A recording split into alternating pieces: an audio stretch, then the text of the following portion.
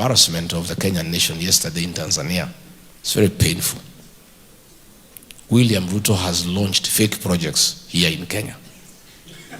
He keeps on announcing projects that do not exist. The man has become so bold that he is now announcing non-existent projects in a neighboring country. You know, it's so embarrassing to our country that a president from Kenya goes to Tanzania to announce that there will be a project in Tanga for oil refinery when the president of the country is not even aware of such a project. You know, it's a kind of insolence, impunity.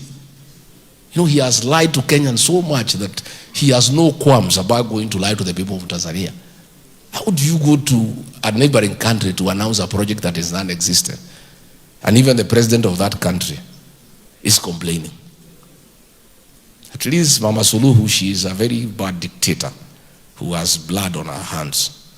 And we are happy that the International Criminal Court is slowly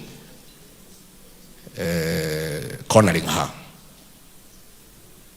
But at least, despite being a brutal dictator, she had the decency to say, no, this is too much of a lie.